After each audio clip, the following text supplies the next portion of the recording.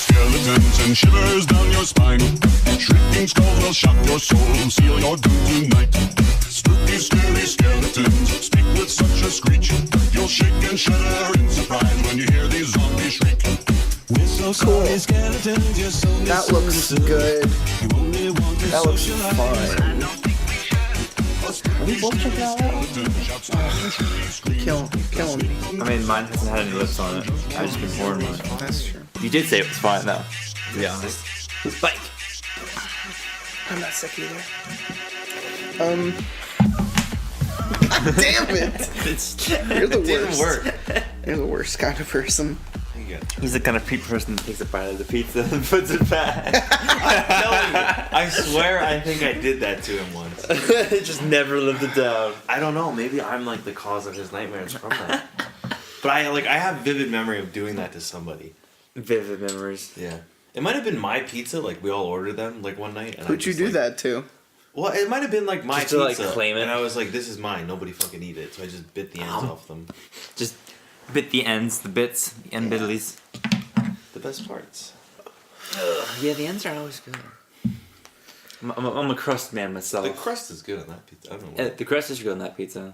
I have some fun stuff planned, but first I got to talk about some things that I marked down that I knew I needed to talk about. Some topics of conversation. All right, number one. I most recently watched Gotham by Gaslight. Oh shit, is that out? The new DC animated flick. The only reason I'm going to talk about it is because it is essentially Batman versus Jack the Ripper, which is real cool. But it's Gotham, and it's crazy steampunkish. Really fun watch. Would recommend. There's a graphic novel out on that, right? Lots of twists and turns. I think so. Travis, It's not the year one. Do you know? Is there a graphic novel out on that Gotham by Gaslight? I'm pretty sure. Gotham. I think it might have been a Mike Mignola. Wasn't it Mike Mignola? The guy who developed Hellboy. I think he might have done the art. I wouldn't know. I'm not well If you versed in gave me comics. like a picture, I could tell you in like a second. Gotham by Gaslight. But yeah, I just watched that. That was super fun. Something else that premiered this week was Ash vs. Evil Dead Season 3, which took off running because so much crazy shit happened in that Season 3 premiere. I've watched the first few episodes of that too. Yeah, you were talking about. I watched the first few episodes of. You were talking about how you don't really watch full TV shows. You just kind of watch what people put on for you. Yeah, I did a similar thing with Terry the Tickler. Like I watched the first couple episodes of Season 1 with him to try and like convince him to watch it because he likes Bruce Campbell and he likes Evil Dead. Are you talking about the movie or the comic? I'm talking about the comic. The comic he did. I don't think he did the movie. No, he didn't do the movie. Okay. It was just WB animated. Yeah. They didn't capture his style, but I That's did why I figure was- Mike Mignola did do the art, which is why I thought the comic book was Yeah, it's like a lot. cool looking. So yeah, the only other thing about Season 3 of Ash vs. Evil Dead is he has a daughter now, so that's a fun little surprise. That came out of nowhere and made this season already pretty interesting. His relationship as a father figure. Yeah. Yeah, and then the last thing I want to talk about was Annihilation. I went to the movies last night by myself, and I saw Annihilation, which just came out last Friday. Oh, it was so good. It was so good, and I can't even begin to recommend it anywhere. The weird bubble movie. Yeah, except it's not a bubble. I know that, but It's the oldest bubble. Did you see Ex Machina? Yeah. Yeah, you would like Annihilation. Well, did you like Ex Machina? Yeah. Then you would like Annihilation. Okay, so You didn't die there. yeah, no, I didn't. I still want why fucking movie. Yeah, that needs to happen. They make that, but they don't. Who was attached at one Patiently point? Keanu Reeves. I don't fucking know. Wasn't he attached I don't know. to be the lead? There's at one something in point? my time hop, and you were like, "Look what's happening," and I was like, "Bullshit! I'll believe it when I see it." Yeah, and you're still right because we still haven't gotten However, why the last man. I still have faith for Kung Pao. I don't think it's happening. Tongy is coming back. I don't think it's happening. No, I would love for Not it to at all. happen. Well, message Steve Oderick or whatever his name is. Yeah, Steve Odenkirk. I don't know. It's still with an O. Yeah, I would want to. I want to see that happen, and I just Can we don't. watch the first one? Right now. Yeah. All right, sorry guys, we gotta not record. We're gonna watch Kung Pao real quick. Oh, it's been so long. I love Kung Pao. I would remember watching it in absolutely- your parents' house, and you're like, If we have watch time this. And I'm after just this. like, what is going on? And just there's a lot of whew, and I'm like, there's That's a go lot of for nuts. chucks. That's a lot of nuts. He just left like milk duds. with nuts. If we have time after was this, so we much can watch going on. that. But it's gonna be pretty late by the time we get there. Yeah, we have something fun planned today that kind of came out of nowhere, and yeah, I think you guys are a good audience to try this with, at least the first time around. Swinging a chain. Swinging a chain, swinging a chain. We oh man. What would they say about Radio Shack in that too? I don't remember. Tell me if you see a Radio Shack. My nipples look like milk duds. I'm a man too, you know. I go pee-pee standing up. Oh, a baby. Bye-bye. Yeah, we can't get sidetracked with Kung Pao. All right, what's the other one? What? What's the other thing we get sidetracked Other on? what? There's Shaolin Soccer. There's another weird, bad Chinese movie where they like. Shaolin Soccer isn't bad. Shaolin Soccer. Oh my God, There's, Shaolin It's a Soccer. Stephen there's- Chow film. All right, whatever. But there's It's another Kung one. Fu Hustle. Yes, that's it. It's Stephen Chow. And I didn't know you could put it on English, so I watched the whole thing. Oh, the subtitled. English dub for You Stephen poor Chow thing. flicks are actually really funny because Stephen Chow That's it. does the voice I know of himself. But I couldn't figure out. I was like, shit, it's only in Japanese. What am I gonna do? It's actually not Japanese. Whatever. It's Cantonese. I think. matter. It's a knees. It's a knees. So, I'm sitting here. This is Lots of Pasta. This is episode 83. I can't have done so many episodes. It's been a lot of weeks. Like, I actually started watching some. Well, not watching, listening. Yeah. Because, Watch them. well, like, Well, they are on- you put them on. And they are on YouTube. Because, like, usually when I'm playing video games or something, I usually pay attention. But, like, I was just kind of, like, arranging a room and, I know. like, doing magic stuff, like, I watched. editing decks. And I just had them on. I've seen And, like, I wasn't, like, listening to the stories. I was just listening to, like, the stupid jokes and the commentary between the guests and you. And I was dying at some of them. I was just laughing so hard. We have fun. There's been a slew of really good episodes lately. We're about 20 episodes ahead, I think. We've gotten to this point where we just read one huge story throughout an entire episode, or even over several episodes, because it's that compelling and it's that cool. But we joke, we kid. It's been a while, right? Because you haven't been on since the 30s. And you haven't been on since the 30s. Since it was the 60s. 1930s. Yeah, last year. But yeah, it has been a while since I was. I think I think it might have been just. Was it when we were all read the myths and creatures? Oh my God, no, that's right. You were 50. there for 50, and then 50 didn't happen because I couldn't edit it because everyone was talking so much. I still have it. I'm thinking about releasing it as like an exponential thing after 100, but It did get out of hand it's whether or not sometimes. you could actually listen to it. Sometimes. It is very There's much too a much- too round many table. people. Yeah, it was very much a round table discussion, but that could be really chaotic. So yeah, I guess you did show up. That was June though, so that was a while ago. So yeah, welcome back, bud.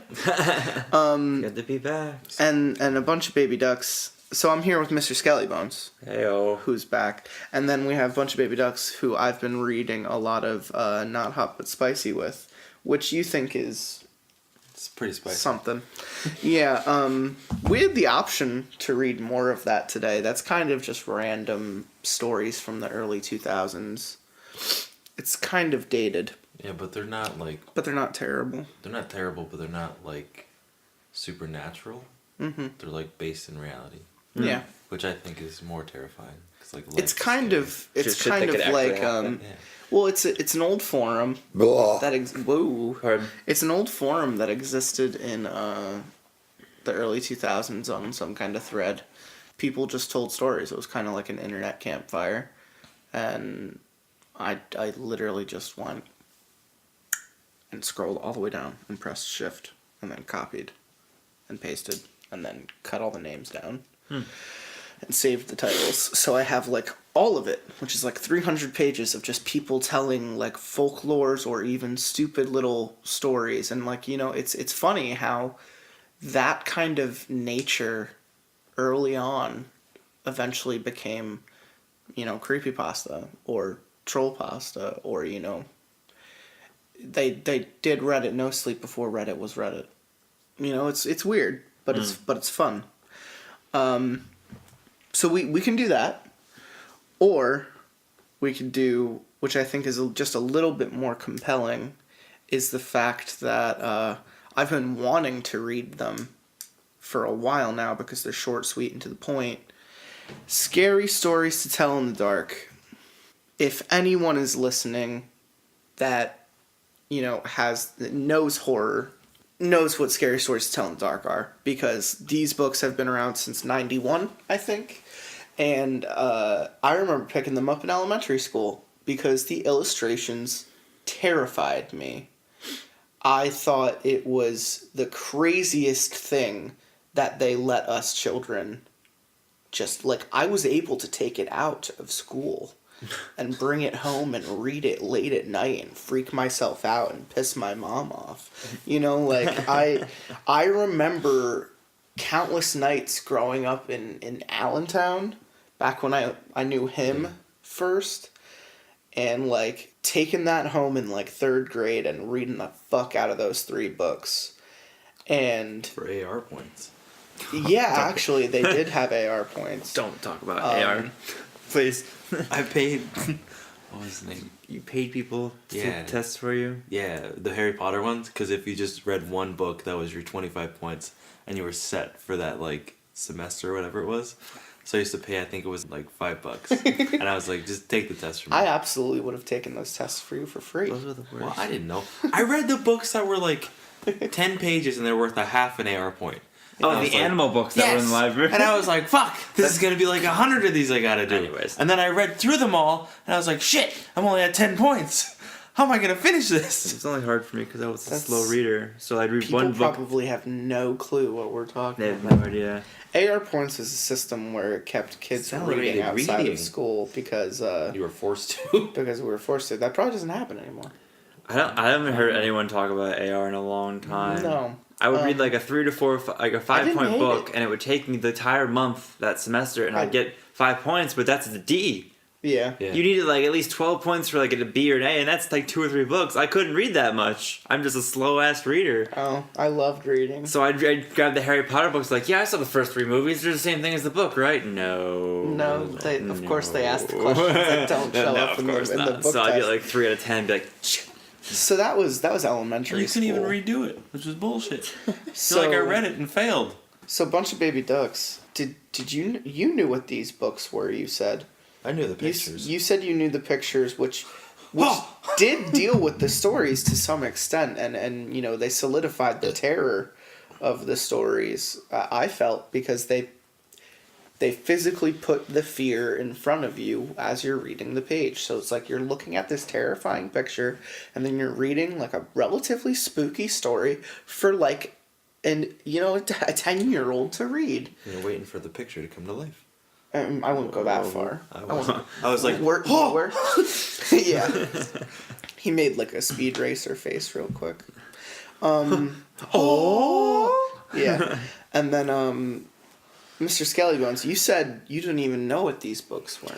No, I avoided anything. You avoided this kind of shit. Anything that was spooky. Is this crossing the line for you now, or was that just when you were in elementary When school? I was younger, anything that was remotely horror related, I was so scared of. Goosebumps books, I avoided those because of Those scared Slappy. you?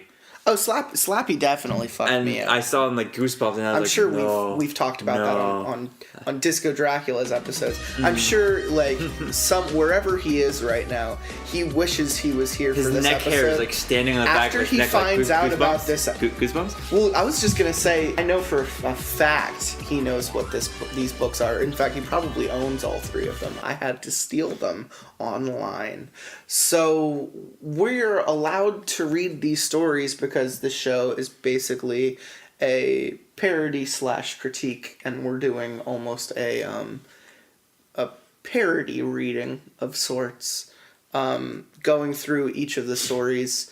And I've seen other YouTubes do this before. This is nothing new, but I haven't read these books in forever. And when I think of elementary school and I think of a book series I continually took out of the library, other than like Chet Gecko books, were like Scary Stories to Tell in the Dark. Do you remember that book that was like, it was called like Island? There's 3 of them. Tell me more. I don't remember anything else other than that. It was literally, there was like one called Island, another one was called Mountain or something like that, and it was like kids who got stranded in like weird places. You lost me. Yep. I remember continually Hatchet? checking those out. Hatchet I remember too. And Jeremy Thatcher, the Dragon Hatcher. Holy shit, that's the first time I thought about that in a long time. That was a good book. Gregor the Overlord. I think I like Googled dragons when I was a kid. And Oh, was I like, absolutely. I was like, yo, there's except dragons it in wasn't Google, this shit? It was Give me AOL this. search. It was AOL search, you cunt. Whatever. Not in the library. Dial up. Yeah, I guess you're right. I was like, yo, Google Miss wasn't a Librarian thing, though. chick, what you got on dragons? Dragons. What you got? And then What you got on And then she gave me dragons. that And she'd give you like vampire. she'd give you the dinosaurs book, the one that fictionally went through a family finding dinosaurs. Or that one It's book. like, is this a dragon? Or that one book that they made a series, like they made a movie of it. And they were gonna make a series of it, and they were like, "This is fucking dumb," but it was like The book with the dragons on the covers? No. They were vampires, but they were in like a traveling circus. It's Cirque du Freak. That one. I just talked about that last episode with Terry the Tickler. He just came back after a huge hiatus.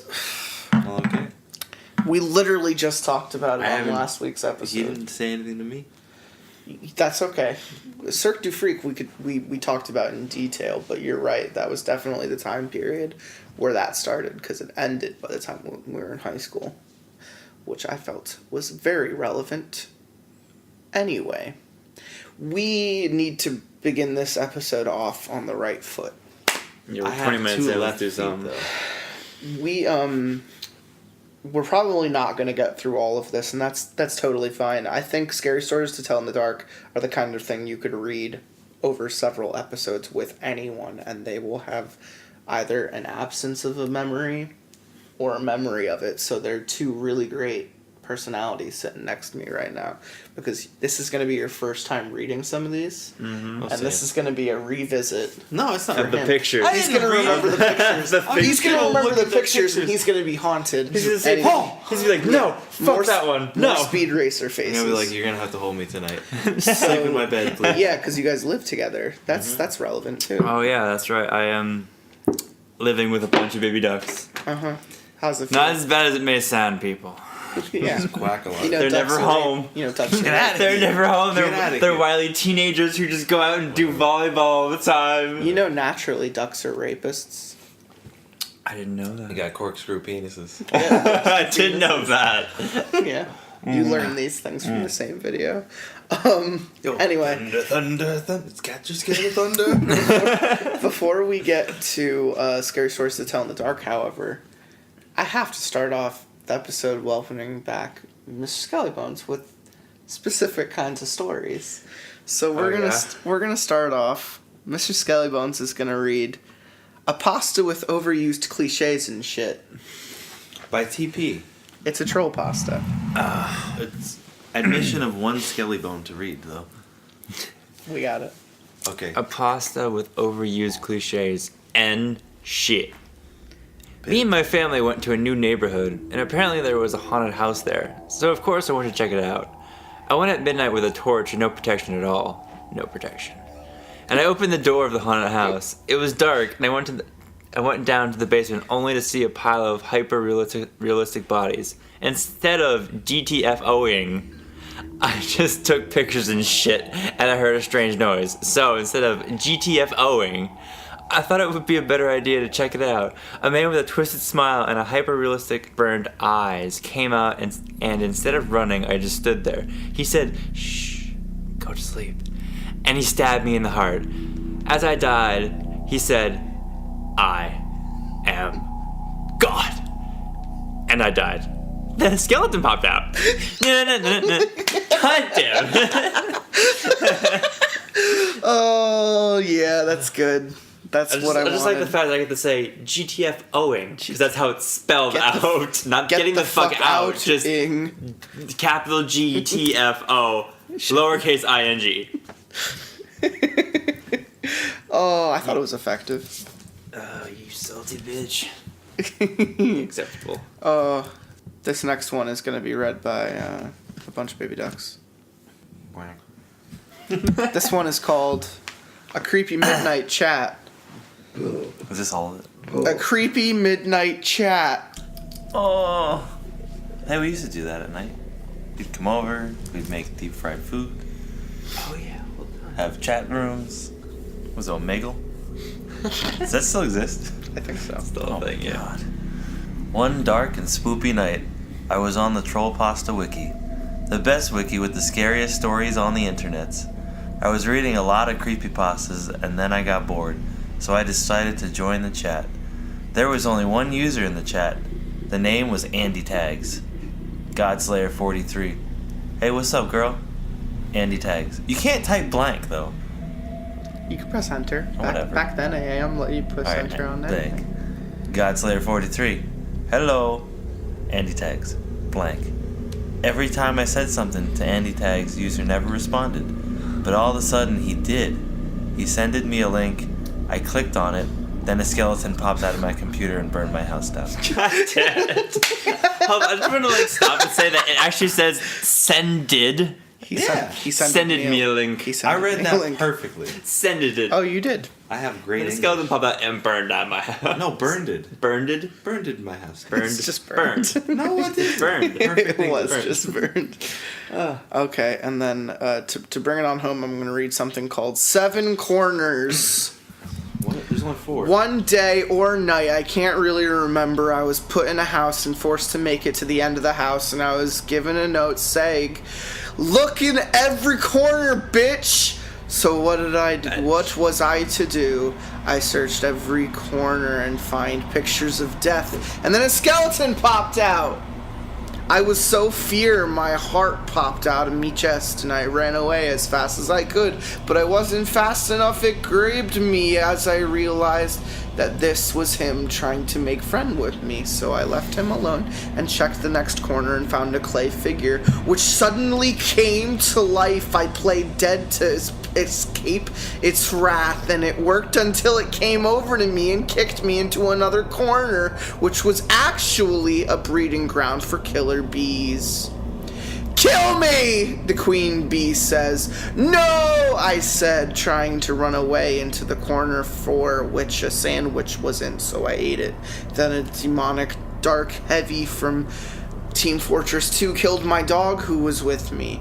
Corner 5 was a demon statue with crying skeletons tied to it, who grabbed me, broke their shackles, and then cut my arms again and again and again and again and again and again and again and again and again and again and again and again and again and again and again and again and again, and I yelled, "Help me! Help me! Help me! Help me! Help me!" But nobody came, and my arms turned into rotted stumps.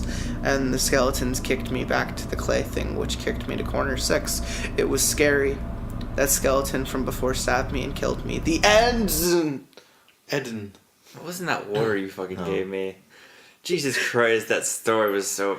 And then I'm gonna quickly follow it up with the green text, which is...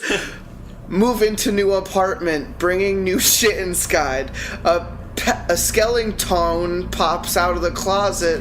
He pulls me in, asks me if I want to get spooky. Next thing I know, I'm in skeleton world.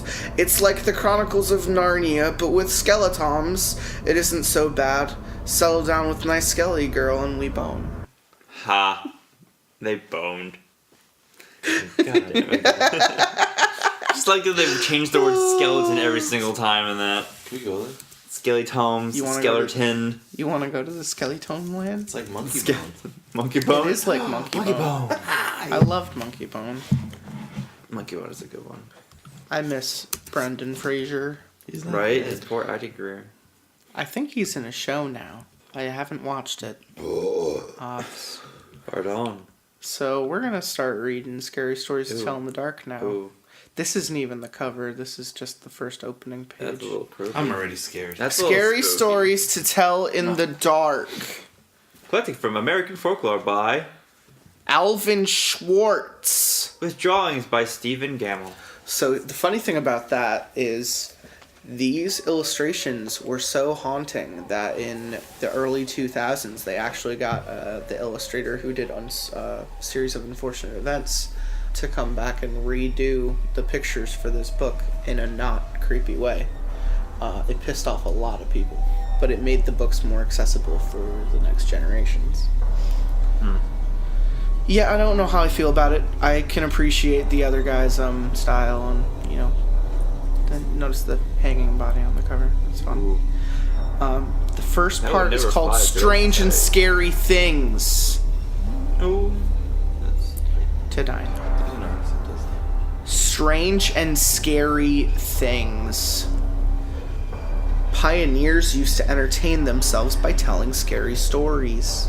At night, they might gather in somebody's cabin or around a fire and see who could scare the others the most. Or in the local basement. Can you go turn off the light? No. Some girls and boys in my town do the same thing today. They get together at somebody's house and they turn out the lights No. and eat popcorn and scare one another No. half to death. Telling scary stories. Can you turn off? Don't you dare! Can you please turn? Which one? It's the one dial. closest to us. Just the two toggle. Going. Did you have a flashlight? I have a Pikachu nightlight in the other room if you want to use it. I'm ready. That's good. Oh, I thought you meant like everything. No, just that. Oh, okay.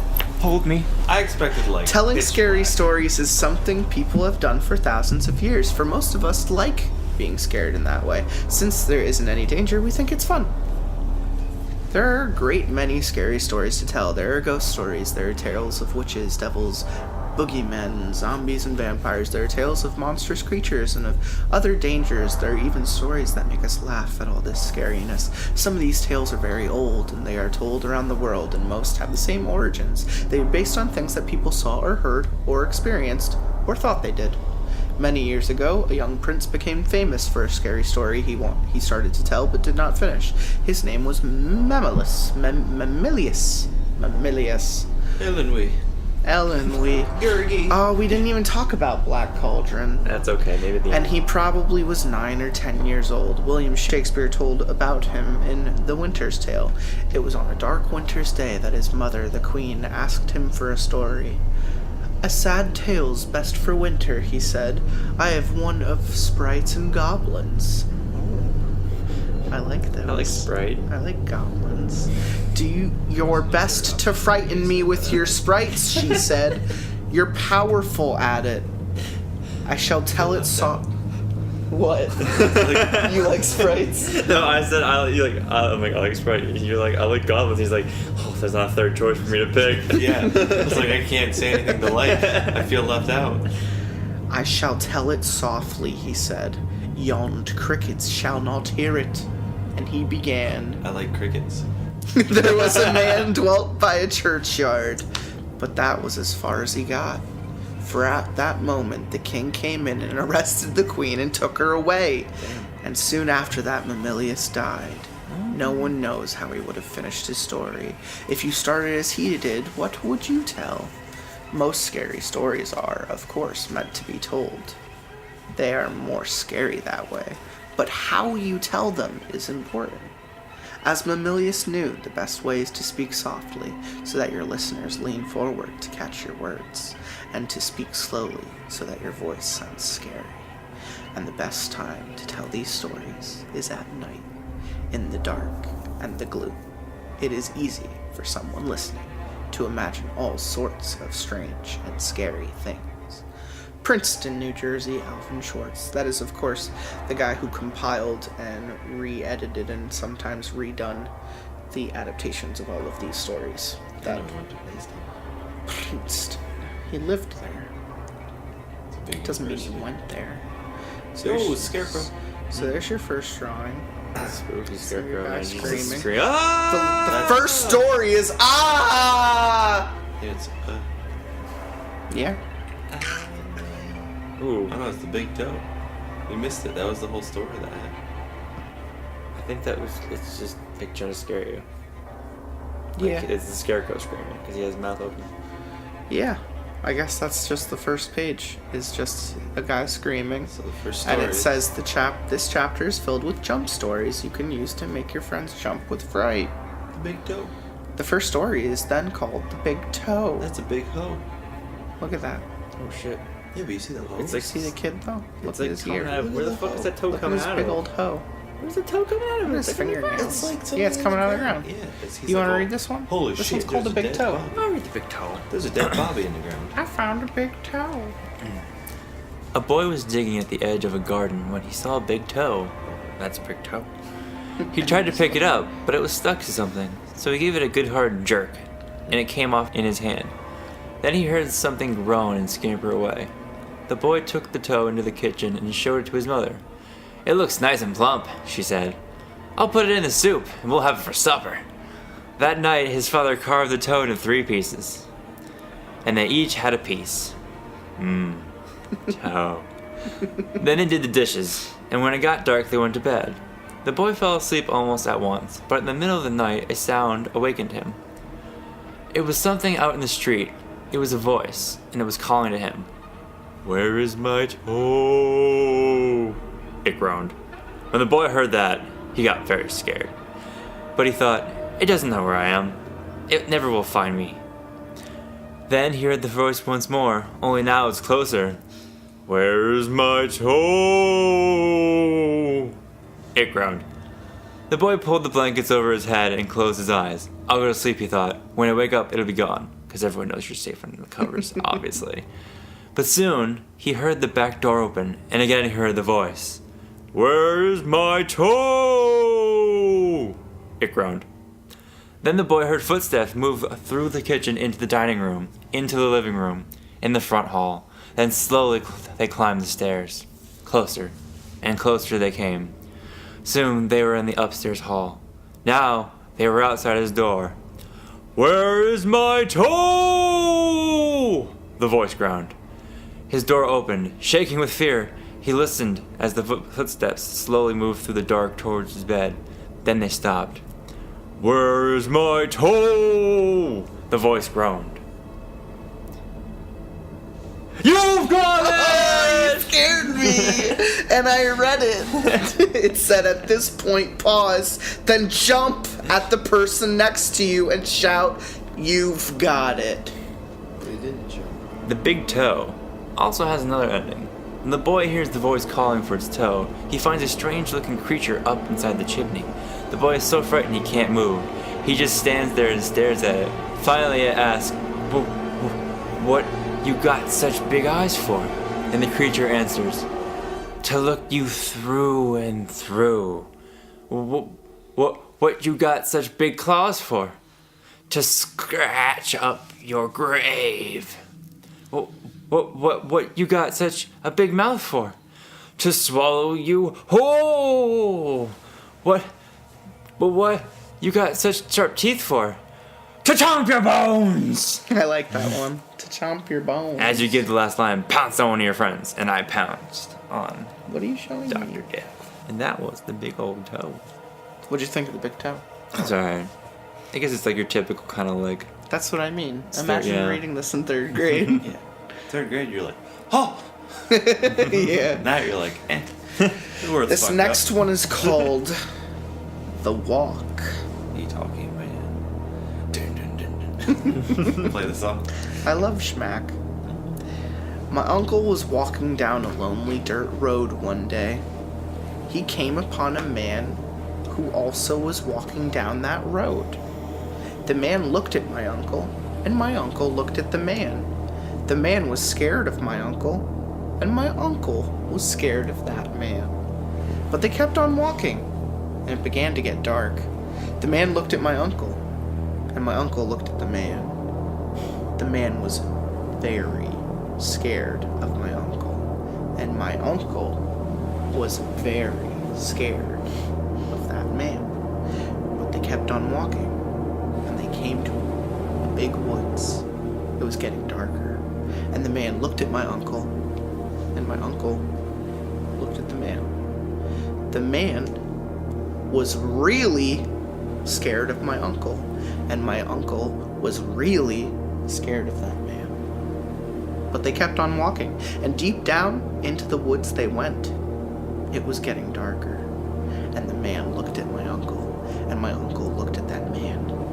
The man was terrible scared of my uncle, and my uncle was terrible scared of... Ah! It just said, now scream. I could see how that could probably trip up some kids, because they'd probably be listening really fucking closely to all of that uncle business. And my uncle was a man, and the man who was walking towards him was also a man. And my uncle man who was afraid of other mans, and yeah, Well, but I guess it really kept you focused because you kept hearing the same things. You were fixated on the repetition, maybe. But at the same time, I think many young boys have many reasons to be scared of their uncles. No. So this next story is called "What Do You Come For?" Tacos. And the answer is tacos. Tacos. Alright, Almost always. I want to get tacos. You just ate. Didn't you just eat food? Yeah, I ate. Go eat more. I had pizza. Go eat it. And then now I want Eat those I've- cold I love fries. tacos. I don't. Yes. There's fries over there. There's Yeah. mozzarella bacon fries. Not right now. Sit your ass back down. Story first. Let's get this story over so I can eat my fries. There once was an old man who lived in a shoe. That was not the first line. I saw it and I was like, wait, was that true? No, it's different. Yeah. There was an old woman who lived all by herself, and she was very lonely.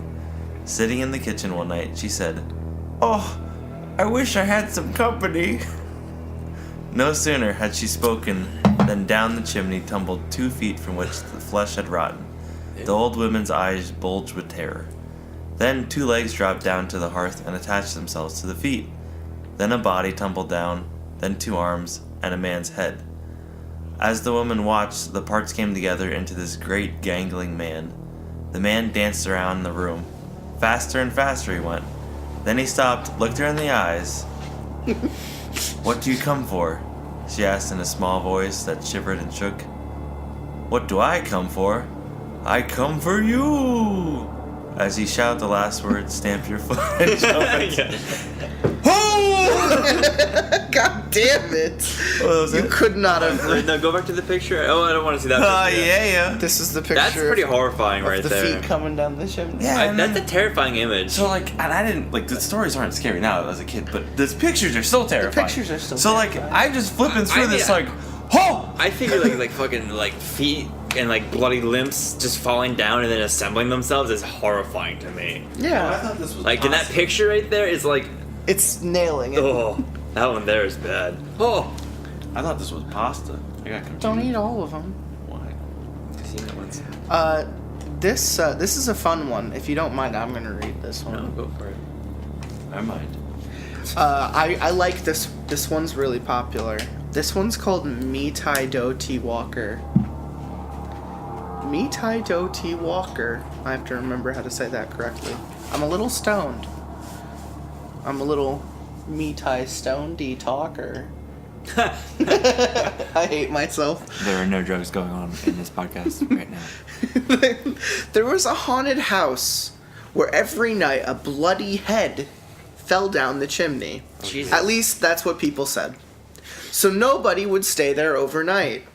Then a rich man offered $200 to whoever would do it. And this boy said he would try if he could have his dog with him. So it was all settled. What are you giggling about? They gotta adjust for inflation, dude. Yeah, they do. It $200 would is be like nothing. 2,000 now. Yeah. The very next night, the boy went to the house with his dog. To make it more cheerful, he started a fire in the fireplace. Then he sat in front of the fire and waited, and his dog waited with him. For a while, nothing happened. But a little after midnight, he heard someone singing softly and sadly off in the woods. The singing sounded something like, "Me Tai Do Ti Walker." It's just somebody singing, the boy told himself, but he was frightened. Then his dog answered the song. Softly and sadly it sang, Lynchy, kinchy, colly, molly, dingo, dingo. The boy could not believe his ears. His dog had never uttered a word before. Then, a few minutes later, he heard the singing again. Now it was closer and louder, but the words were the same. Me Tidody Walker. This time, the boy tried to stop his dog from answering. He was afraid that whoever was singing would hear it and come after them. But his dog paid no attention, and again it sang, Lynchy, kinchy, colly, molly, dingo, dingo. A half hour later, the boy heard the singing again. Now it was in the backyard, and the song was the same. Me Tidody Walker. Again, the boy tried to keep his dog quiet, but the dog sang out louder than ever. Lynchy, kinchy, colly, molly, dingo, dingo. Soon the boy heard the singing again. Now it was coming down the chimney. Me Tidody Walker. The dog sang it right back. Lynchy, kinchy, colly, molly, dingo, dingo. Suddenly, a bloody head fell out of the chimney. It missed the fire and landed right next to the dog. The dog took one look and fell over, dead from fright. Oh my god. The head turned and stared at the boy. Slowly, it opens its mouth and... Ah! I thought he was going to look at me, so I was going to scream right back. Were you really? You thought I was going to yell at you? You both just screamed in my direction. I got double the yelling. Double the screamings. Alright, SkellyBones, you want to take this one? Okay. This is, I'm going to go to a different section. Keep with the jump ones. Oh, we're going in order. Okay, I don't know how long this book is. Oh, we're not going to get through it. Oh, okay. We're just going to take as much as we This can. story is called A Man Who Lived in Leeds. Leeds. Some say this rhyme doesn't mean anything. Others are not so sure. I don't really know. There was a man who lived in Leeds. He filled his garden full of seeds. And when the seeds began to grow, it was like a garden filled with snow. But when the snow began to melt, it was like a ship without a belt. And when the ship began to sail, it was like a bird without a tail. And when the bird began to fly, it was like an eagle in the sky. And when the sky began to roar, it was like a lion at my door. And when the door began to creak, it was like a penknife in my back. And when the back began to bleed, I was dead, dead, dead indeed. Ah! Oh! So scary. Smiley face. I thought you were rapping first.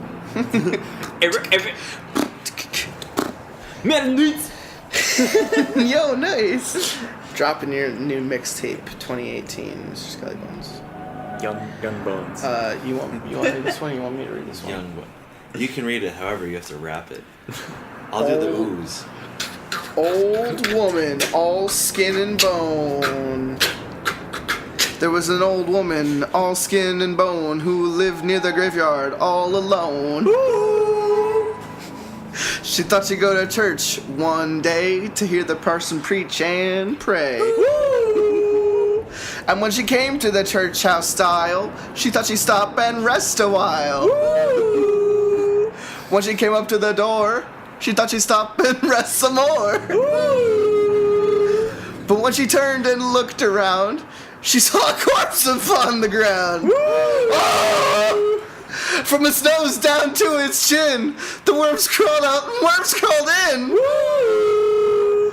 The woman to the preacher said, "Shall I look like that when I'm dead?" Woo! The preacher to the woman said, "You look like that when you are dead." Ah! You want another ooh. Dropping our mixtape, Lotsa 2018. Holy Hey! shit, there was actual music. Yeah, I told you. That was an actual That song was a we rap. could have sang. But we just kind of freestyled it. That was nice. Look at that. It's Oh fun. man. It's a fun picture. So this is, Cool. this is a fun guy. Look at him. He's upstairs. What is with this? His head is enormous. He's downstairs, though. He heard. I think this is the next section of the book. This is called He Heard Footsteps Coming Up the Cellar Stairs. Good thing we're in the cellar because not even the creepiest part of my house. There are ghosts in this chapter. One comes back as a real person. Another takes revenge on her murderer. And there are other strange happenings. Oh, I fucking love this story. Do you know this one? We never went to Mothman Festival. We never did go to Mothman Festival. That's one thing we missed out on with the Mythology 50th special. Yeah. People canceling on plans. Let's go back up to that picture. This one haunted me. Oh, that's creepy. Hold on, let me just get in there. Just, I've thought about this late at night. Right at the foot of my bed. Right in that eyeball. Thank you. Now it's just Pixels. the most haunting Sandler film of them all. Oh, this one's called The Thing. I fucking love this story. Oh, I'm sorry. Just put that back up there. It bothers me. All right. Ted Martin and Sam Miller were good friends. They spent a lot of time together. On this particular night, they were sitting on a fence near the post office talking about one thing and another. Then there was a field of turnips. Why are there turnips? Okay. Oh, you did not just insult the turnips! You got a bitch smacker! It's a pleasure to meet you, sir. Fuck you. Oh, we were watching that after this. There was a field of turnips across the street. Suddenly, they saw Sven. No, they didn't. Sven has no legs. I don't care. He's fucking fast. Fucking fast. Anyway. Stop. Suddenly, they saw Sven. But then they saw something crawl out of the field and stand up. It looked like a man, but in the dark, it was hard to tell for sure. And then it was gone. It is Sven! Wait, really? Yeah, he's fucking fast. God damn it. We're ruining the creepiness of this story. This story haunted me. But soon it appeared again. Because what's scary about something appearing out of the fields, just fucking standing there and getting closer to you? That was it. Just coming out of the field. Okay. But it soon appeared again. It walked halfway across the road, then it turned around and went back into the field. Then it came out a third time and started toward them. But now Ted and Sam were scared and they started running. But when they finally stopped, they decided they were being foolish. They weren't sure what had scared them, so they decided to go back to get a better look. Pretty soon they saw it. It was coming to meet them. It was wearing black pants, a white shirt, and black suspenders. Sam said, "I'm gonna try and touch it, then we'll know if it's real." He walked up to it and peered into its face. It had bright, penetrating eyes sunk deep in its head. It looked like a skeleton. Ted took one look and screamed, and again he and Sam ran, but this time the skeleton followed them. When they got to Ted's house, they stood in the doorway and watched it. It stayed out of the road for a while, then it disappeared. A year later, Ted died, or got sick and then died. He died and then got sick. Toward the end, Sam sat up with him every night. The night Ted died, Sam said he looked just like a skeleton. 24. Stop. Pretty creepy. Yeah, that story fucked me up as a kid. Because, like, existentialism at such a young age is such a haunting fact. And the fact that he looked exactly like that thing in the fields, like, what does that say? Death comes for us all! Why would you, like... This next story is Oh, called... shit, that's scary. Let's go look at it again. If I see a normal person pop out of a field, I run up. If I see a person, I run away. Yeah, I don't even like oh my people. god, social interaction. Pretty much, I like to deal with people leaving now. You're as cold as clay. The next... Willing to Come out and play. Sacrilege. This next story is called Cold as Clay. A farmer had a daughter, for whom he cared more than anything on earth. She fell in love with a farmhand named Jim, but the farmer did not think Jim was good enough for his daughter. To keep him apart, he sent her to live with her uncle on the other side of the country. They'll get a crazy picture County, of a coffin. not country. There's a County. person in that coffin. Soon after she left, Jim got sick, and he wasted away and died. Everyone said he died of a broken heart. The farmer felt so guilty about Jim's death, he could not tell his daughter about what happened. She continued to think about Jim and the life they might have had together. One night, many weeks later, there was a knock on the uncle's door. When the girl opened the door, Jim was standing there. Hello. Your father asked Wizard. Your father asked me to get you, he said. I came on his best horse. Is there anything wrong, she asked. I don't know, he said. She packed a few things, and they left. She rode behind him, clinging to his waist. Soon he complained of a headache. It aches something terrible, he told her. She put her hand on his forehead. Why, you are as cold as clay, she said. I hope you are not ill. And she wrapped her handkerchief around his head. They traveled so swiftly that in a few hours they reached the farm. The girl quickly dismounted and knocked on the door. Her father was startled to see her. Didn't you send for me? She asked. No, I didn't, he said. She turned to Jim, but he was gone, and so was the horse. They went to the stable to look for him. The horse was there. It was covered with sweat and trembling with fear. There was no sign of Jim. Terrified, her father told her the truth about Jim's death. Then quickly, he went to see Jim's parents. They decided to open his grave. The corpse was in its coffin, but around its head they found a girl's handkerchief. Oh, 26. Bernard, stop it. 26. Stop reading the page number. 2016! 2012! That looks fucking dumb. Yeah. Look at its eyes. This is called the White Wolf. Oh, murmur. The White timber wolves around French Creek had gotten out of hand. There were so many wolves, the farmers could not stop them from killing their cattle and sheep. No. So they state put a bounty on them. It would pay a hunter $10 for every wolf pelt he turned Again, in. like, in just for inflation. Like 100. A butcher in town named Bill Williams thought that was pretty good money. He stopped working as a butcher and started killing wolves. Buy more of that. He was good at it. Every year he killed over 500 of them. That came to more than $5,000. Actually, that came out exactly to $5,000. It was quite a bit of money in those days. After 4 or 5 years, Bill had killed so many wolves, there were hardly any left in the area. So he retired, and he vowed never to harm another wolf, because wolves had made him rich. Then one day, a farmer reported that a white wolf had killed 2 of his sheep. He had shot at it and hit it, but the bullets didn't have any effect. Soon, that wolf was seen all over the countryside, killing and running, but nobody could stop it.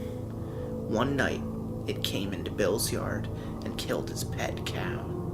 Bill forgot about his decision never to harm another wolf. He went into town the next morning and bought a young lamb for bait. He took it out into the hills and tied it to a tree. Then he backed off about 50 yards and sat down under the tree. With his gun in his lap, he waited. When Bill didn't come back, his friends started looking for him.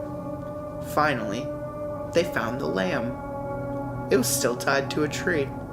It was hungry, but it was alive. Then they found Bill. He was still sitting against the other tree, but he was dead. His throat had been torn open. But there was no sign of a struggle. His gun hadn't been fired, and there were no tracks in the soil around him. And as for the white wolf, it was never seen again. 28.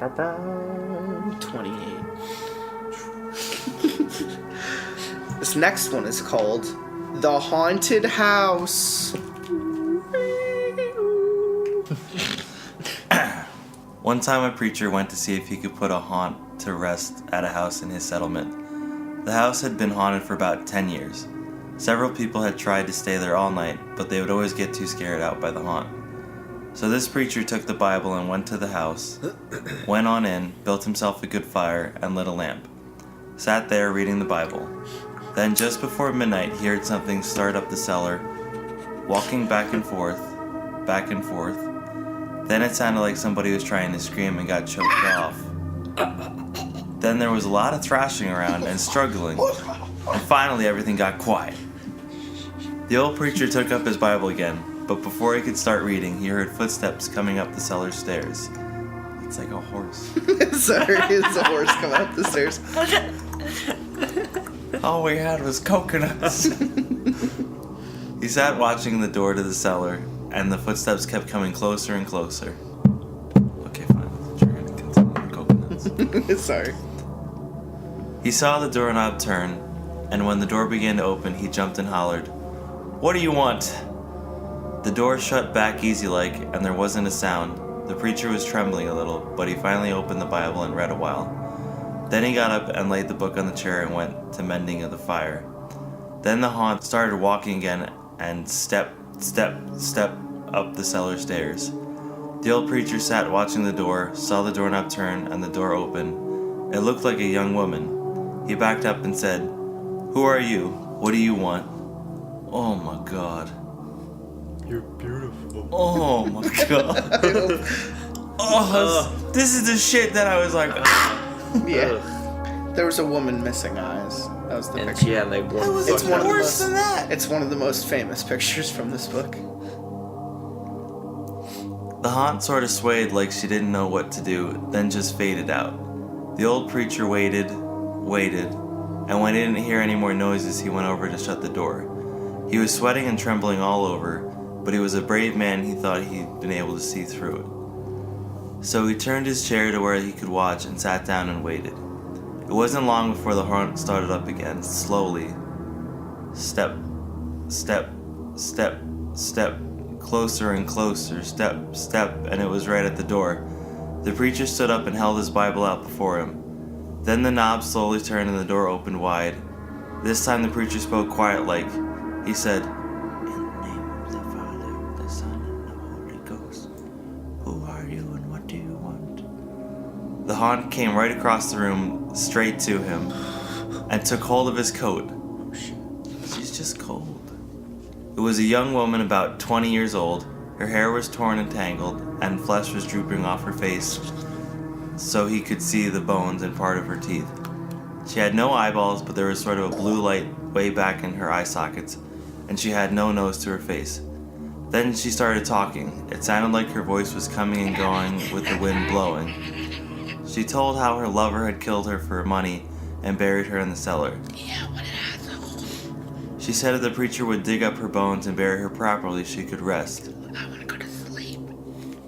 Then she told him to take the end joint of the little finger from her left hand to lay it in the collection plate next to the church meeting, and he'd find out who had murdered her.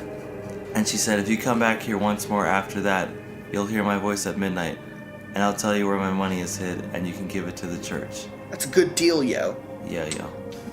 The haunt sobbed like she was tired, and she sunk down towards the floor and was gone. The preacher found her bones and buried them in the graveyard. The next Sunday, the preacher put the finger bone in the collection plate, and when a certain man happened to touch it, it stuck to his hand. The man jumped up and rubbed and scraped and tore at that bone trying to get it off, then went to screaming like he was going crazy. Well, he confessed to the murder and they took him to jail. After the man was hung, the preacher went back to the house one midnight, and the haunt's voice told him to dig under the hearthrug. He did, and he found a big sack of money, and where the haunt had held on his coat, the print of those bony fingers was buried right onto his cloth. It never did come out.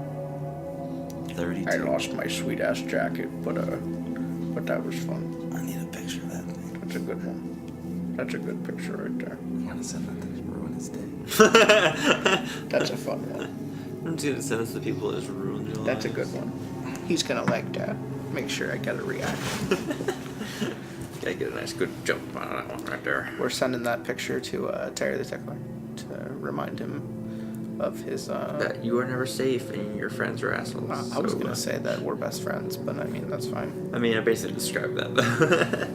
You were never safe from your dicks. This next story is called "The Guests." A young man and his wife were on a trip to visit his mother. Usually they arrived in time for supper, but they had gotten a late start, and now it was getting dark, so they decided to look for a place to stay overnight and go on in the morning. Rocky Horror Picture Show. There's a light over the Frankenstein place. There's a light. Anyways, just off the road, they saw a small house in the woods. Maybe they rent rooms, the wife said, so they stopped to ask. Maybe it's just the fucking house, bitch. And We'll go. And I want to divorce Diane. Fucking bitch. An elderly man and woman came to the door. They didn't rent rooms, because it was a fucking house, they said. But they said it would be glad to have them stay overnight as their guests. They had plenty of room, and they would enjoy the company. The old woman made coffee and brought out some cake, and the four of them talked for a while. Then the young couple were taken to the room. They again explained that they wanted to pay for this, but the old man said he would not accept any money. The young couple got up early the next morning. Before their host had awakened, on the table near the front door, they left an envelope with some money in it for the room. Then they went on to the next town. They stopped in a restaurant and had breakfast. When they told the owner where they had stayed, he was shocked. That can't be, he said. That house burnt to the ground. And the man and the woman who lived there died in the fire. The young couple could not believe it, so they went back to the house. Only now, there was no house. All they found was a burned out shell. They stood staring at the ruins, trying to understand what had happened. Then the woman screamed.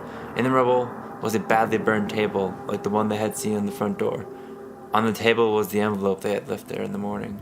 At least they got their money back. True. It's a money back guarantee. That's spoopy. Spoopy! But they were like nice ghosts. Sure, and I guess that's the house. Nice, fun. I mean, and they Courage didn't Cowardly Dog. fuck with them. They just let them stay the night, and they didn't take their right? money. It's not bad. Oh, look, he's getting fucking he's getting a munching. snack. He went Oh. upstairs to go get a snack. That's dripping like brain. Oh, that's bloody. It's. Oh wait. All right. Yep. Let that's me check gore. something real Probably quick. gore. I need to check one thing, and it's how many sections there are in this book. 1, 2, 11 to 3, 12. 4, 5. That's a big number. What do you guys think? Read one more section of stories? There she was again. Oh, you wanted to see her again? No, you She's beautiful. went past her. Okay, so this next section is called They Eat Your Eyes, They Eat Your Nose. Got your nose. Toes. No, I sent it to Mark, and he said if I hung that in his room, he would burn down the house. Nice. There are scary stories about all kinds of things. The ones told here are about a grave, a witch, a man who liked to swim, a hunting trip, and a market basket. There also is one about worms eating a corpse. Your corpse. not my bones. The hearse song. Yo, what's in the rap? Don't you ever laugh at the hearse goes by, for you may be the next to die. What? They wrap you up in a big white sheet Yeah. from your head down to your feet. Uh-huh. They put you in a big black box and cover you up with dirt and rocks. All goes well for about a week. Then your coffin begins to leak. Sick. The worms crawl in, the worms crawl out. The worms play pinochle on your snout. What? They eat your eyes, they eat your nose, they eat the jelly between your toes. Yo, nice. A big green worm with rolling eyes crawls in your stomach and out your eyes. My eyes. Your stomach turns a slimy green.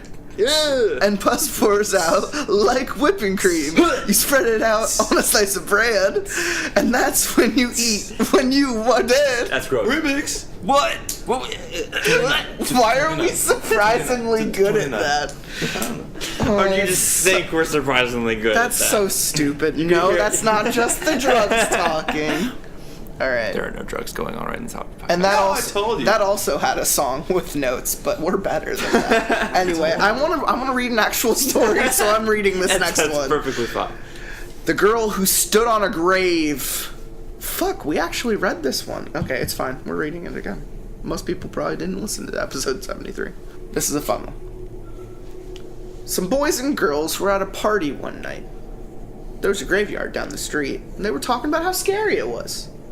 Don't ever stand on a grave after dark, Ever. one of the boys said. The person inside will grab you. He'll pull you under. Oh, he will. That's not true, one of the girls said. It's just a superstition. I'll give you $1 if you stand on a grave, said the boy. A grave doesn't scare me, said the girl. I'll do it right now. The boy handed her his knife. Stick this knife in one of the graves, he said. Then we'll know you were there. Shing! The graveyard was filled with shadows and was as quiet as death. There is nothing to be scared of, the girl told herself. But she was scared anyway. She picked out a grave and stood on it. Then quickly she bent over and plunged the knife into the soil, and she started to leave. But she couldn't get away. Something was holding her back. She tried a second time to leave, but she couldn't move. She was filled with terror. "Something has got me!" she screamed, and she fell to the ground. When she didn't come back, the others went to look for her. They found her body sprawled across the grave. Without realizing it, she had plunged the knife through her skirt and had pinned it to the ground. It was only the knife that held her. She had died of fright. I want to see that Whoa. picture. Whoa. That's a good one. Alright, this one's for a bunch of baby ducks. This one's called A New Horse. That's my horse. That's my horse. Oh. Head boy. And many doors. There are many doors to life. Many doors. That's my horse. Bye. How many doors is this? Oh. Oh, babe! Oh! I'm excited. You ruined it for yourself. I made it. I Even wanted you better. to read the description first. God damn it! You didn't deserve to see the horse. 2 farmhands. Shit, I'm going back to the picture.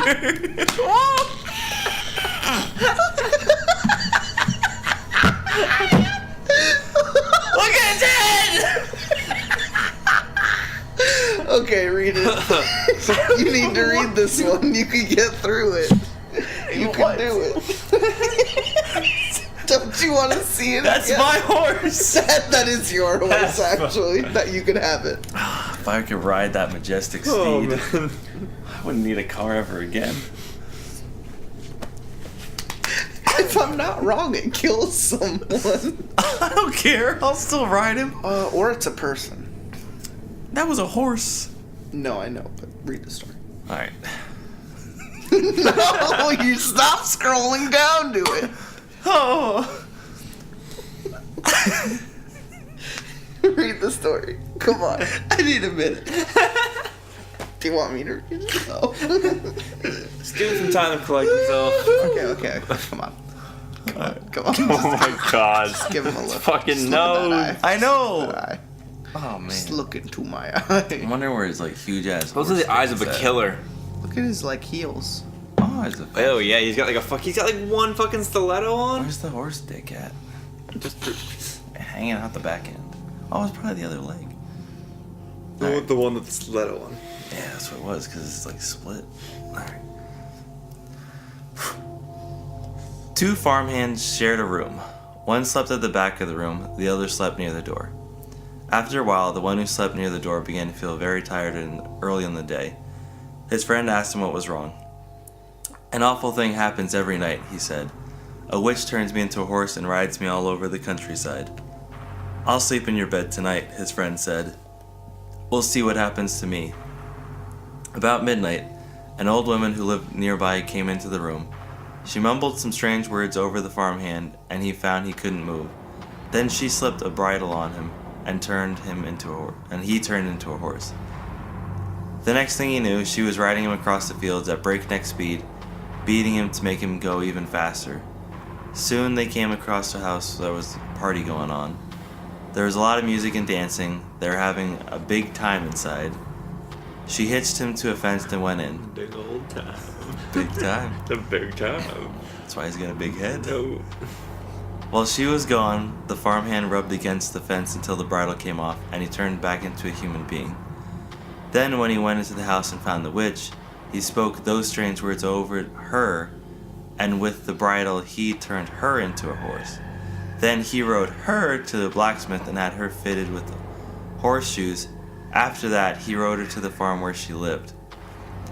"I have a pretty good filly here," he told the husband, "but I need a stronger horse.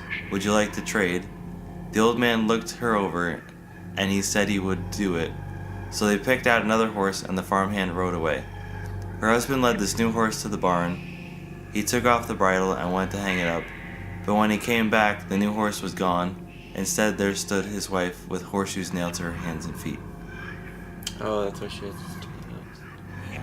It's a fun one. alligators. I just like how Dry. how the end of that one is just like, haha, your evil wife.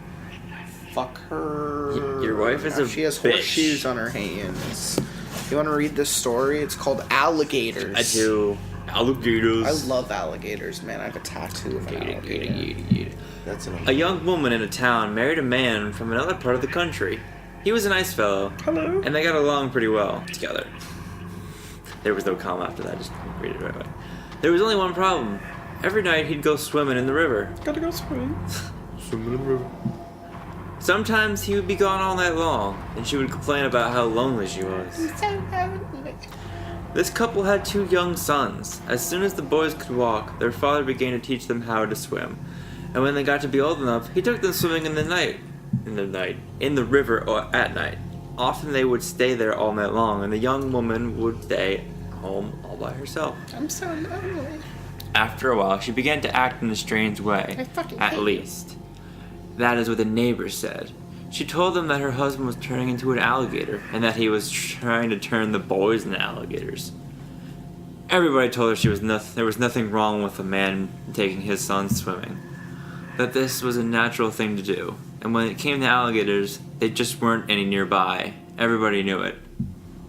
Early one morning, the young woman came running into town from the direction of the river. She was soaking wet.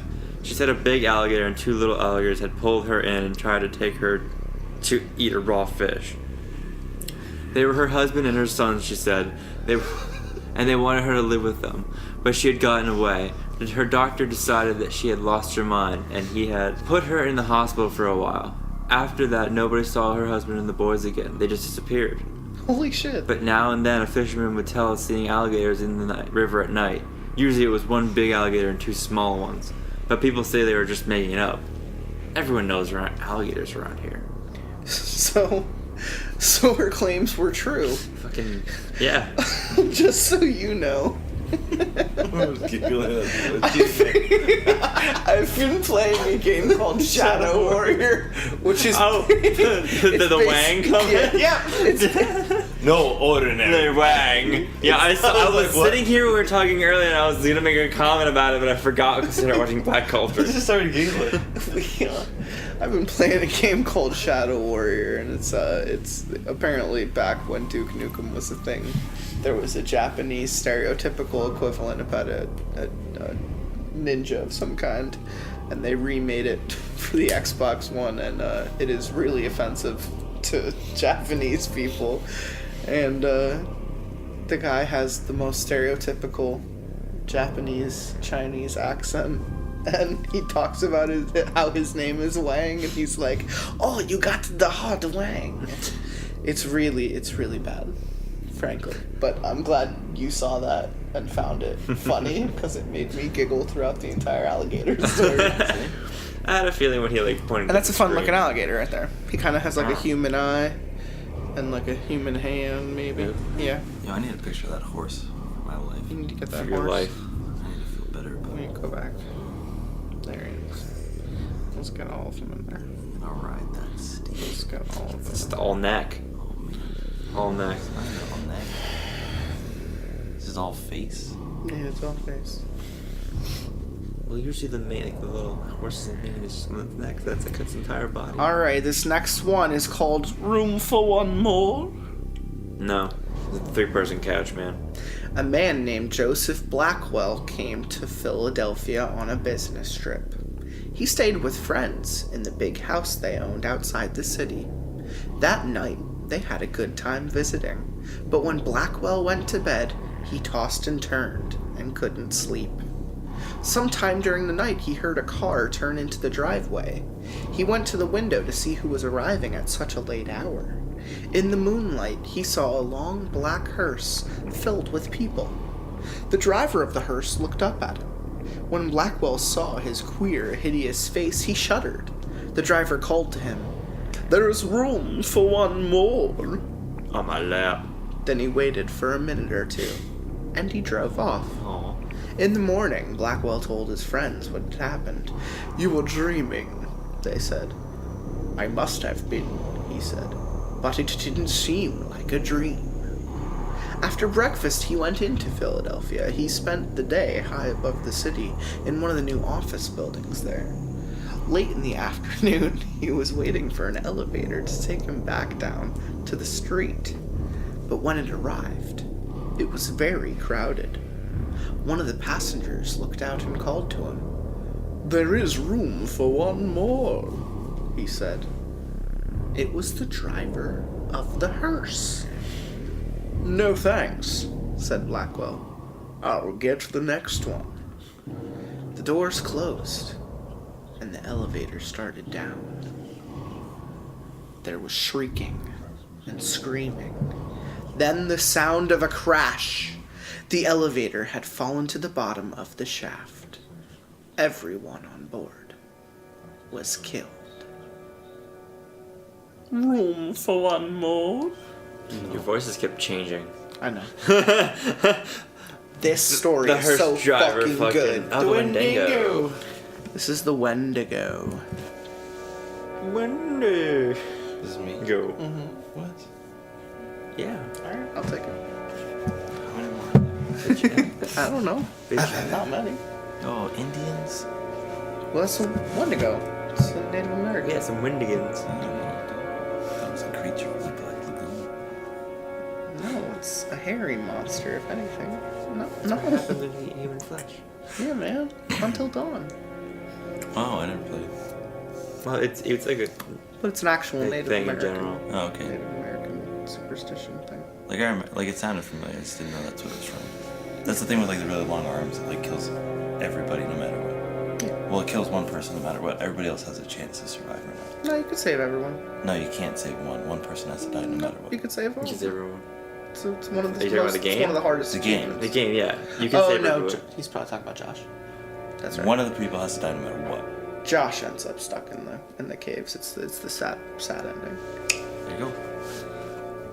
A wealthy man wanted to go hunting in part of northern Canada where a few people have ever hunted. Let's go. He? Yeah. Let's go hunting in the northern, eh? In the Kubriki. You don't sound Canadian. Not. Montana. Oh shit.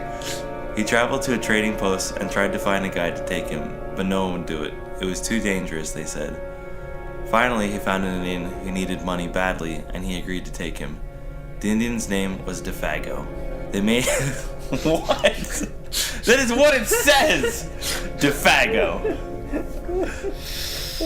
Continue. Defago. Is that better? They made camp in the snow near a large frozen lake. For 3 days they hunted, but they had nothing to show for it. The third night, a windstorm came up. They lay in their tent listening to the wind howling and the trees whipping back and forth. He whipped his hair back and forth. To see the storm better, the hunter opened the tent flap. What he saw startled him. There wasn't a breath of air stirring, and the trees were standing perfectly still, yet you could hear the wind howling. And the more he listened, the more it sounded as if they were calling Defago's name. Defago! I told you! Defago! I must be losing my mind, the hunter thought. My name's Defago, not Defago. But Defago had gotten out of his sleeping bag. He was huddled in a corner of the tent, his head buried in his arms. What is this all about? The hunter asked. It's nothing, Defago said. But the wind continued to call him, and Defago became more tense and more restless. Defago! Defago! Suddenly he jumped to his feet and he began to run from the tent, but the hunter grabbed him and wrestled him to the ground. You can't leave me out here, the hunter shouted. Then the wind called again, but Defago broke loose and ran into the darkness. The hunter could hear him screaming as he went. Again and again he cried, "Oh, my fiery feet, my burning feet of fire." Then his voice faded away and the wind died down. At daybreak, the hunter followed Defago's tracks in the snow. They went through the woods, down towards the lake, and then out onto the ice. But soon he noticed something strange. The steps Defago had taken got longer and longer. They were so long no human being could have taken them. It was as if something had helped him to hurry away. The hunter followed the tracks out in the middle of the lake, but there they disappeared. At first he thought that Defago had fallen through the ice, but there wasn't any hole. Then he thought that something had pulled him off the ice into the sky, but that made no sense. As he stood wondering what had happened, the wind picked up again. Soon it was howling as it was in the night before.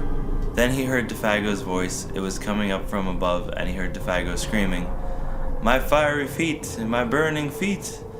But there was nothing to be seen. Now the hunter wanted to leave the place as fast as he could. He went back to the camp and packed. Then he left some food for Defago, and he started out. Weeks later, he reached civilization. The following year, he went back to hunt the area he was in again. He went to the same trading post to look for a guide. The people there could not explain what had happened to Defago that night, but they had not seen him since then. "Maybe it was the Wendigo," one of them said, and he laughed. "It's supposed to come up with the wind. It drags you along at great speed until your feet are burned away, and more of you than that. Then it carries you into the sky and it drops you. It's just a crazy story, but that's what some of the Indians say." A few days later, the hunter was at the trading post again. An Indian came in and sat by the fire. He had a blanket wrapped around him, and he wore his hat so that you couldn't see his face. The hunter thought there was something familiar about him. He walked over and asked, "Are you Defago?" The Indian didn't answer. "Do you know anything about him?" No answer. He began to wonder if something was wrong, if the man needed help, but he couldn't see his face. "Are you alright?" he asked. No answer. To get a look at him, he lifted the Indian's hat. Then he screamed. There was nothing under the hat but a pile of ashes. A walking, talking pile of ashes. 53. This one is called The Dead Man's Brains. Look at that. Look at his little face. Well, his brains are missing. Could eat out of them. This scary story is a scary game that people play at Halloween, but it can be played whenever the spirit moves you. The players sit in a circle in a darkened room and listen to a storyteller describe the rotting remains of a corpse. Ew. Each part is passed around for them to feel. In one version, a player is out if he or she screams or gasps with fright. In another version, everyone stays to the end no matter how scared they get. Here's the story. Once in this town, there lived a man named Brown. It was years ago on this night that he was murdered out of spite. We have here his remains. First, feel his brains. A wet, squishy tomato. It's another wrap. Now here are his eyes, still frozen in surprise. 2 peeled grapes. Your sound effects, though. This is his nose, a chicken bone. And here is his ear, a dried apricot. I like both of your attempts at making noises. And here is his hand, rotting flesh and bone, a cloth or rubber glove filled with mud or ice. This one's good. But his hair still grows, a handful of corn or silk. Stop it! You're gonna give yourself a concussion. And his heart still beats now and then. And his blood still flows. Dip your fingers in, it's nice and warm. Bowl of catsup thin. They actually call it catsup. Catsup, thin with warm water. That's all there is, except for these worms. They're the ones that ate the rest of him. A handful of wet spaghetti strings. Do you like the paschetti? Eat Eat the paschetti. Eat the spaghetti. Ooh, I have eaten my spaghetti. Anyway, let me finish. Stop it! How do you like eating? This is the last story. It's real quick. It's gonna be called May I Carry Your Basket? May I? No. Sam Lewis spent the evening playing chess at his friend's house. It was about midnight when they finished their game and he started home. Outside it was icy cold and as quiet as the grave. As he came around to a turn in the road, he was surprised to see a woman walking ahead of him. She was carrying a basket covered with a white cloth. When he caught up to her, he looked to see who it was, but she was so bundled up against the cold it was hard to see her face. "Good evening," Sam said. "What brings you out so late?" But she didn't answer. Then he said, "May I carry your basket?" She handed it to him. From under the cloth, a small voice said, "That's very nice of you." And that was followed by wild laughter. Ha! Sam was so startled that he dropped the basket and out rolled a woman's head. He looked at the head and he stared at the woman. "It's her head!" he cried. And he started to run, and the woman in her head began to chase him. Soon the head caught up to him. It bounced into the air and sunk its teeth into his left leg. Sam screamed with pain and ran faster, but the woman in her head stayed right behind him. Soon the head leaped into the air again and bit into his other leg. Then they were gone. What a fucking story. Fucking basket case. That's all we're gonna do on this first. On this Look at that first. foot. On Look this at that first fucking episode. So I guess on the next one we'll. That's a good looking foot. That's a stump. That is not a It's foot. a Rob Liefeld foot right It's there. a foot with some roots on it. You're trying to take a picture? No, I think Okay, I scared good. somebody. Because they sent me a snapback. I just put on my story so someone's probably like opening. Oh! So yeah, that was some scary stories to tell in the dark. They're really dated. Pictures. They are pictures pretty spooky, dated. man. They are pretty dated story wise, but the pictures are still spooky. Mm, spooky. If you Oh, find the right Those version. are bad. Like if we turned out the lights and read the stories, we turned out the lights and looked at the pictures. Oh! Now I understand what you meant when you said you would just borrow them to look at the pictures. I got spooked. So scared. What did you think of the scary stories to tell in the dark, Mr. SkellyBones? They were okay. I mean, the stories were like, yeah, they were, I guess, like children's stories. Some of them were scarier than other ones. Like, some of them were, like, definitively scarier than other ones. And Sure. That fucking haunt lady face. Ooh, spoopy. I It's might a not fun sleep tonight. That one. It's like Mama. Cuddle my baby ducks. Yeah. He's like, okay. There's always room in there. Got room. There's always room in the pond. You got anything to say, Bunch of Baby Ducks, about this Scary Stories to Tell in the Dark episode right here?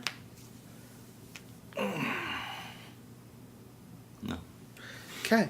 So this was episode 83 of Lotsa Post. I guess I will lead us out by saying Gurgy for life. Gurgalicious.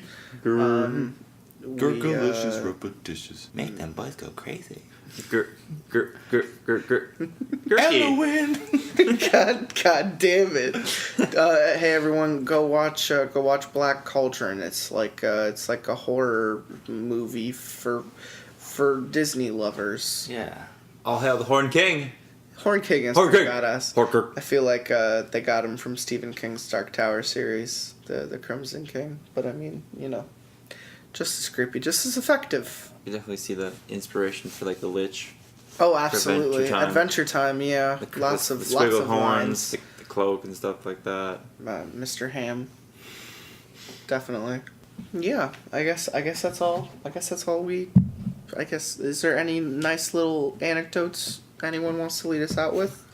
Anything anyone wants to say? And I'm still working on my Coke addiction, my Diet Coke addiction, that is. You're the worst. That's it. You make my bones ache. You're welcome. And then a skeleton pops out. Huh?